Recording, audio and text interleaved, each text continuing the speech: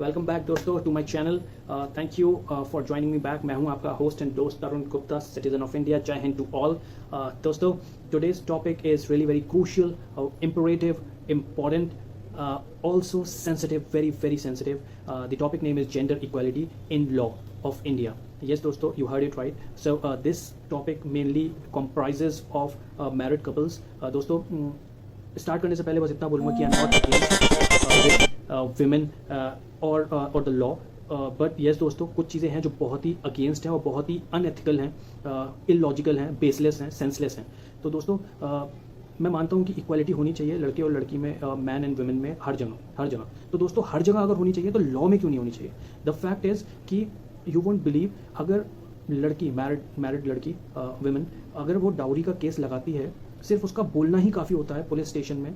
FIR तक ज़रूरी नहीं होती, सिर्फ एप्लीकेशन दे दे कि इसने लड़के ने उसके साथ डाउरी का वो किया, डोमेस्टिक वायलेंस किया या फिर सेक्सुअल असॉल्ट वगैरह। ये जो प्राइमरी जो दफ़ाएँ हैं, जो IPC इंडियन पेनल कोड की जो धाराएँ हैं वो लगवा दे, तो उतना ही काफ़ी होता है। फिर कोई प्रूफ वगैरह कुछ नहीं चाहिए पुलिस को। दोस्तों, this is wrong, totally wrong. भाई प्रूफ क्यों नहीं चाहिए? ऐसे तो कोई कुछ भी लगा सकता है, कोई कुछ भी बोल सकता है, कोई लड़की कुछ भी बोल सकता है। और दोस्तों, हो रहा है ऐसा, इंडिया में हो रहा है ऐसा।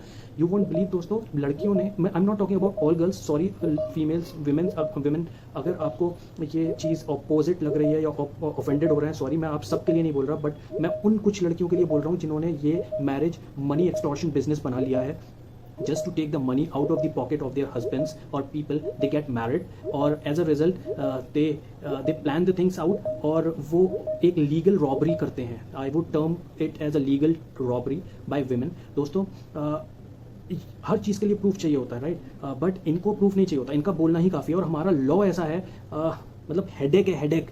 लॉ ऐसा है कि भाई जो वो बोल दें वो सही है, उसके ऊपर कार्रवाई होगी, उसी के ऊपर ही सब कुछ होगा। लड़का फिर कुछ भी बोलता रहे, लड़का पैरों में गिर जाए, लड़का कुछ भी बोलता है, लड़के की सुनवाई होती ही नहीं है। दोस्तों, पता नहीं कैसा लॉ है यार यहाँ पे।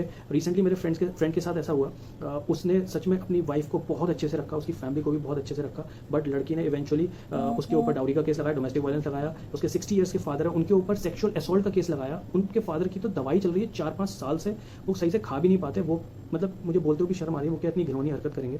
मतलब कोई कल्चर की वैल्यूज़, मोरल्स, सब कुछ, कोई वैल्यू नहीं है, सब कुछ मतलब बेकार है। For few girls, for few women, ये सब कुछ बेकार है। दे ओनली वांट मनी, सिर्फ पैसा चाहिए, बस अपने मतलब के लिए शादी करती हैं।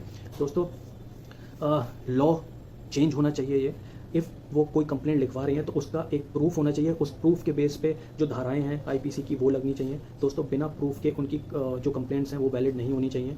मैं बस इतना ही बोल रहा हूँ। मेरे जो फीमेल्स हैं यहाँ पे जो देख रहे हैं, वो भी इस बात को एक्सेप्ट करेंगे कि हाँ, जो गलत है वो गलत है और जो सही है वो सही है। कुछ लड़कियाँ हैं ऐसी जो करती हैं, आजकल तो एक ट्रेंड सा बन गया है फ्रेंड्स, सच में एक ट्रेंड बन गया है। मैं ये नहीं बोल रहा कि लड़के सही हैं यार, जो लड़के गलत हैं उनको सज़ा दो, उनकी कुटाई भी होनी चाहिए, होना चाहिए, बाय द लॉ होना चाहिए, बट जो सही है यार उनको तो वो करो। दोस्तों, यही है आज टॉपिक, कि अगर इक्वालिटी की बात है तो इक्वालिटी इस चीज़ में भी होनी चाहिए। 490A केसेज, जो डाउरी केसेज हैं, बहुत हो रहे हैं। यू वोंट बिलीव दोस्तों, मैंने थोड़ी सी R&D की है, मैं आप लोगों को बताता हूँ। दोस्तों, 73% innocents framed in fake rape cases, 97% innocents are framed in fake dowry 490A cases, 98% innocents are framed in fake domestic violence cases. More than half of the harassment cases filed are fake. And do you know 94,000 male, 94,000 figure देखिए दोस्तों, 94,000 मतलब 94,000, approximate 1 lakh males, they have committed suicide as per the year, which is more than 2 times from women. अगर compare करें लड़के और लड़कियों का इस मैटर पे, जो सुसाइड नंबर्स हैं, रेशियो, वो 2 टाइम्स हैं मेल्स के। मेल्स मर रहे हैं क्योंकि रीज़न है कि फीमेल्स उनके ऊपर फॉल्स एलिगेशंस, फॉल्स एक्यूजेशंस लगा रही हैं और उनके पास कोई मौका नहीं होता कि वो कैसे निकलें, और वो ultimately they and up in suicide, which is I don't know. Obviously दोस्तों, उनको कोई रास्ता नहीं मिलता होगा, क्योंकि लॉ हमारा ऐसा है जो गर्ल्स के फेवर में है, जो कि नहीं होना चाहिए। जो जहाँ सही है, एज पर द प्रूफ, जो जहाँ सही है वही होना चाहिए।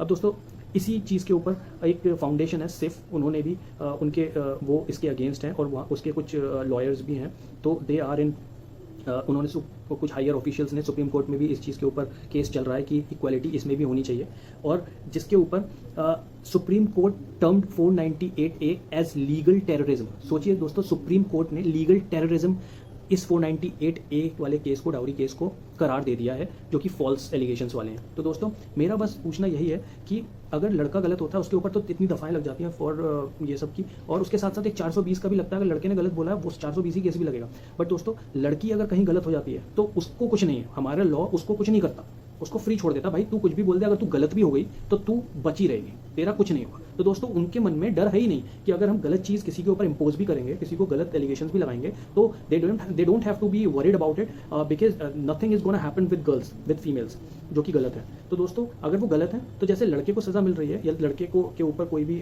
जुर्माना वगैरह है या पेनल्टी वगैरह है, लड़की को भी सज़ा मिलनी चाहिए। दोस्तों इस बात का डर होना चाहिए। डरी तो है दोस्तों जो हम लोग गलत काम नहीं करते, उन्हें भी होना चाहिए। दोस्तों यही मेरा आज का टॉपिक है।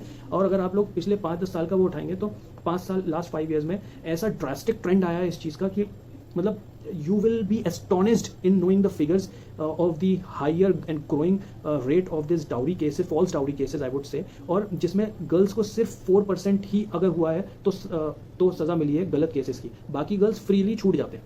तो दोस्तों ऐसा नहीं होना चाहिए। I request to Indian government, Indian constitution, please make the amendments in this without proof.